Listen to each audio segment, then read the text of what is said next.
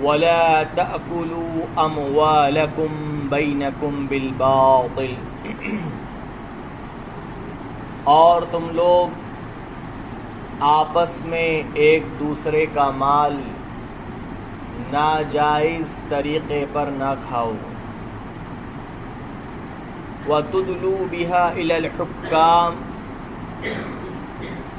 اور تم اپنے مالی مقدمات حاکموں کے پاس اٹھا کر نہ لے جاؤ. لِتَأْكُلُوا فَرِيقًا مِّنْ أَمْوَالِ النَّاسِ بِالْإِثْمِ تاکہ کھائے تم میں کا ایک گروہ دوسرے لوگوں کا مال گناہ کے طریقے پر. وَأَنْتُمْ تَعْلَمُونَ اس حال میں کہ تم حقیقت حال کو خوب جانتے بھی ہو. یہ سورہ بقرہ کی آیت نمبر 188 ہے. اس سے پچھلی آیات میں اللہ تبارک و تعالی نے روزے کے احکامات، روزے کی فرضیت، روزے کے مقصد کو ذکر فرمایا تھا. لعلکم تتقون کہ یہ روزہ تمہارے اوپر فرض کیا گیا، یہ نفس پر ناگوار ایک عبادت تمہارے اوپر فرض کی گئی. اس کی مصلحت اور اس کا مقصد یہ ہے تاکہ تم تقوی والے بن جاؤ. تم اللہ کی نافرمانی سے اور اللہ کو ناراض کر دینے والے کاموں سے بچ کر زندگی گزارنے والے بن جاؤ. یہ صفت، یہ کوالٹی تمہارے اندر پیدا کرنے کے لیے ہم نے تم کو روزے والی عبادت دی ہے. چنانچہ اس وقت یہ بات ہمارے سامنے آئی تھی کہ اللہ تعالیٰ نے 1 مہینے تک بندے کو حلال چیزوں سے رکنے کی مشق کرائی کہ کھانا حلال ہے لیکن رک جاؤ، پانی کا پینا حلال ہے لیکن رک جاؤ، دیگر ضروریات حلال ہے لیکن رک جاؤ. کہ 1 مہینے تک اس کو مشق کرائی، پریکٹس کرائی تاکہ اس کے اندر بقیہ 11 مہینے حرام سے رکنے کی استعداد آ جائے.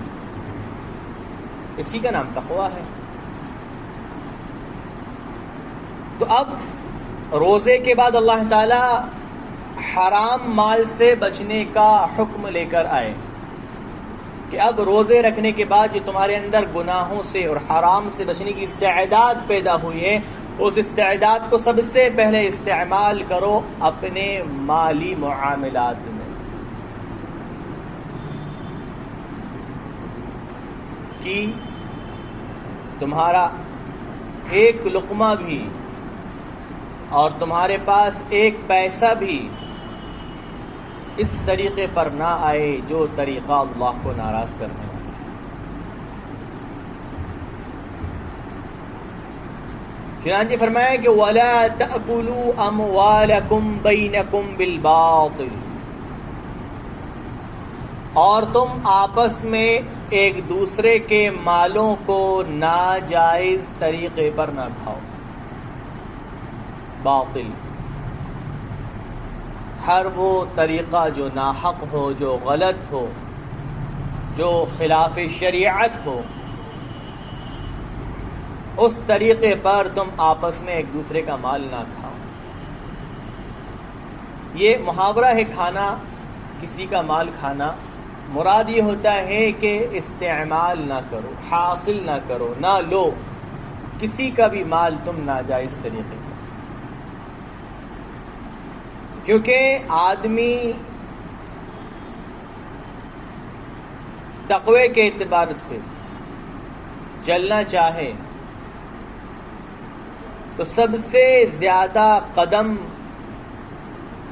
ڈگمگانے کا خطرہ مالی معاملات میں رہتا ہے. آدمی گالی سے بچ جائے گا، جھوٹ سے بچ جائے گا، زنا سے بچ جائے گا، لیکن جہاں مالی نفع آدمی کے سامنے آتا ہے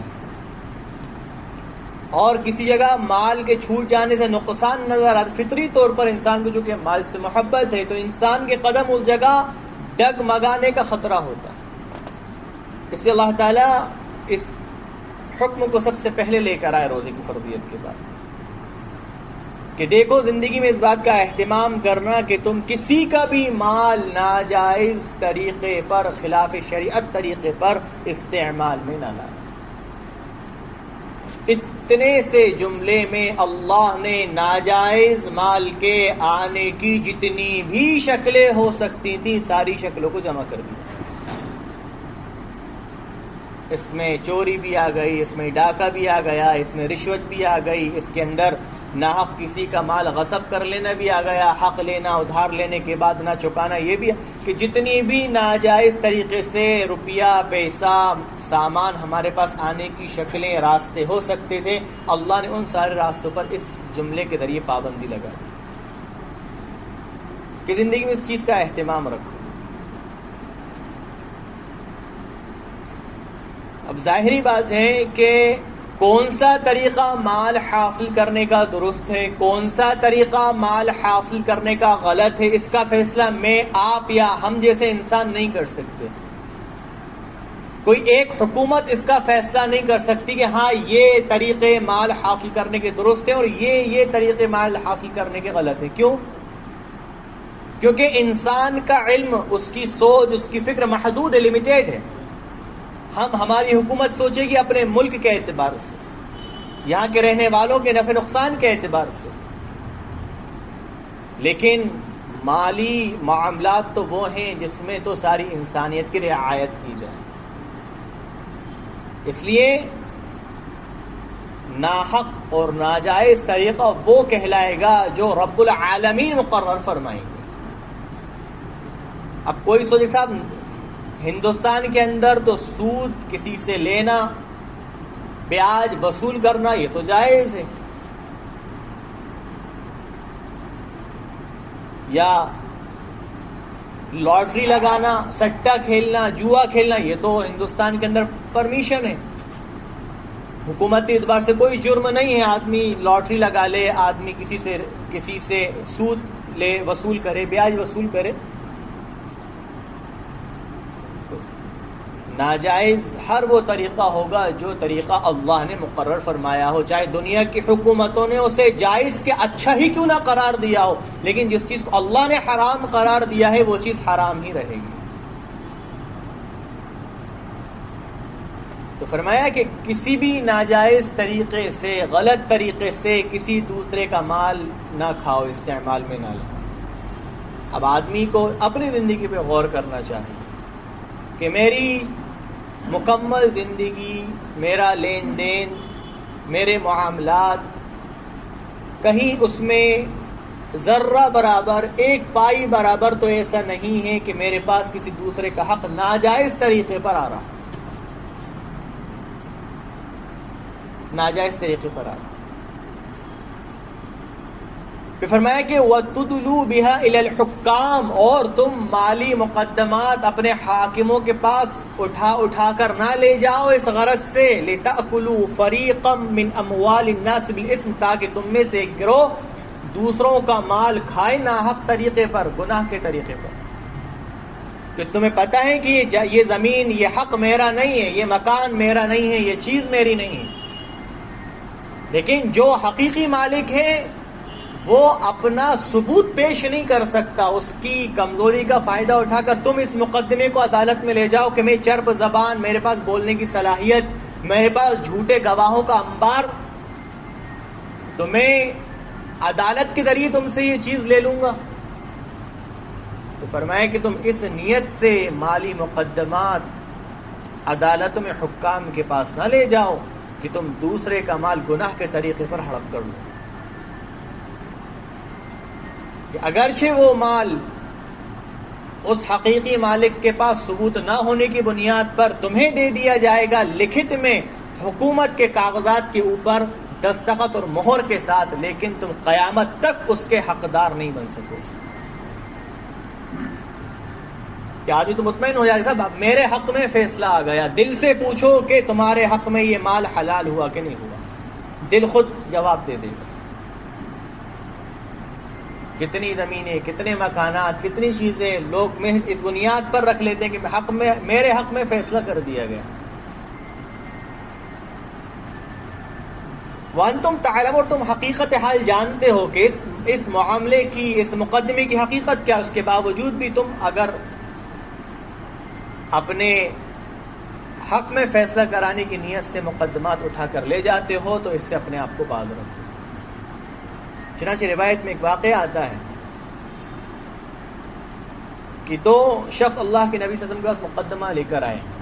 ایک صاحب کی زمین تھی اور دوسرا اس کے اوپر دعویٰ کرنے والا تھا. جن کی زمین تھی ان کے پاس ثبوت نہیں تھا، اور جو دعویٰ کر رہا تھا وہ چرب زبان تھا، یعنی زبان بولنے کی صلاحیت رکھتا تھا.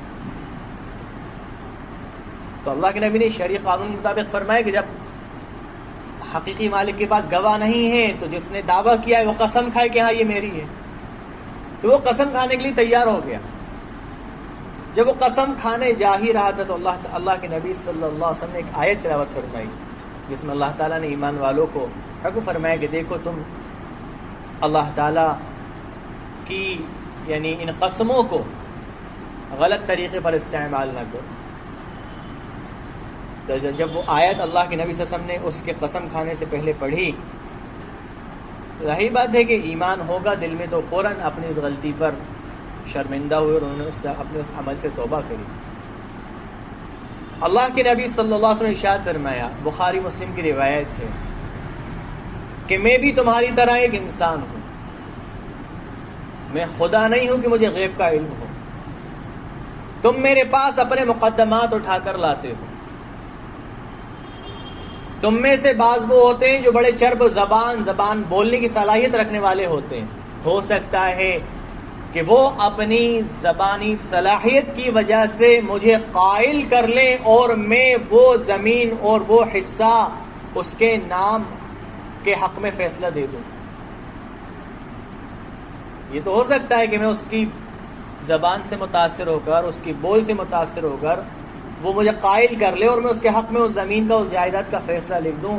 فرمایا کہ میں لکھ کے تو دوں گا، یعنی میں فیصلہ تو کروں گا، لیکن میں گویا کہ اس کے لیے جہنم کا ایک ٹکڑا کاٹ کے دے رہا ہوں. تو خود سوچ لیں گے جس چیز کا فیصلہ اللہ کے نبی کر رہے ہوں، جب وہ چیز نبی کے فیصلے کے بعد حلال نہیں ہو سکتی تو دنیا میں کون سا ایسا جج ہے جو ہمارے حق میں فیصلہ دے دے اور وہ چیز ہماری ملکیت بن جائے. اللہ فرما رہے ہیں کہ میں انسان ہوں، بشر ہوں، غیب کا علم نہیں کہ حقیقت مقدمے کی کیا ہے. میں تو ظاہری جو ثبوت ہیں، جو باتیں میرے سامنے آئیں گی، فیصلہ اس کے مطابق کروں گا. لیکن مقدمہ لڑنے والا اس بات کو سمجھ لے کہ اگر میں کسی کے حق میں اس کی بات سے قائل ہو کر فیصلہ دے رہا ہوں اور وہ ناحق ہے تو اتنا جان لے کہ میں اس کے حق میں جہنم کا ایک ٹکڑا کاٹ کے دے رہا ہوں. ٹکڑا کاٹ کے دے. اس لیے یہ ہماری زندگی کے بہت اہم پہلو ہے مالی معاملات کا. اس لیے اس میں بہت پھوک کے قدم رکھنا چاہیے کہ جس کا بھی ہمارے اوپر حق ہے، پہلی بات تو ہے کہ ہمارے اوپر حق کسی کا آ نہ سکے، کوئی بھی ناجائز کسی کا ایک پیسہ، ایک پائی ہمارے پاس نہ ہو. اور اگر کسی وجہ سے رہ گئی ذمے تو سب سے پہلی فکر ہو اس کو ادا کرنے کی. چاہے ہمیں فاقے سے رہنا پڑ جائے، چاہے ہمارے بچوں کی عید پہ کپڑے نہ بنے، کوئی مسئلہ نہیں، لیکن آج اس کا حق اسے ہم دے دیں. اتنی بھی یعنی حد بتائی میں نے کہ اگر اتنی بھی تنگی ہمیں زندگی میں کر کے کسی کا حق آج ادا کرنا پڑ رہا ہے تو کر دیں. کیوں؟ کیونکہ اگر آج یہ حق ادا نہیں کیا مال کے ذریعے تو پھر اللہ نیکیوں کے ذریعے اس کا حق ادا کروائیں گے. خود فیصلہ کر لیں کہ مال زیادہ اہم ہے کہ ہماری آخرت میں کام آنے والی نیکیاں زیادہ ہیں. اس لیے اس روزے کے حکم کے بعد اللہ تعالیٰ یہ مالی معاملات کے بارے میں ایک ہدایت لے کر آئے کہ تم وَلَا تَأْكُلُوا أَمْوَالَكُمْ بَيْنَكُمْ بِالْبَاطِلِ، کہ تم ایک دوسرے کا مال ناجائز ناحق طریقے پر نہ کھاؤ. وَتُدْلُوا بِهَا إِلَى الْحُكَّامِ، اور اپنے مالی مقدمات حاکموں کی طرف اٹھا اٹھا کر نہ لے جاؤ اس غرض سے لتاکلوا فریقا من اموال الناس بالاسم، تاکہ تم میں سے ایک گروہ دوسرے لوگوں کا مال کھائے ناحق طریقے پر، وانتم تعلمون، اس حال میں کہ تم حقیقت حال سے واقفیت رکھتے ہیں۔ اللہ پاک ہم سب کو سمجھ کر عمل کرنے کی توفیق عطا فرمائے۔ سبحان اللہ بحمدہ، سبحانک اللہم بحمدک، ونشهد أن لا إله إلا أنت نستغفرك ونتوب إليك، سبحان ربك رب العزة عما يصفون وسلام عليكم۔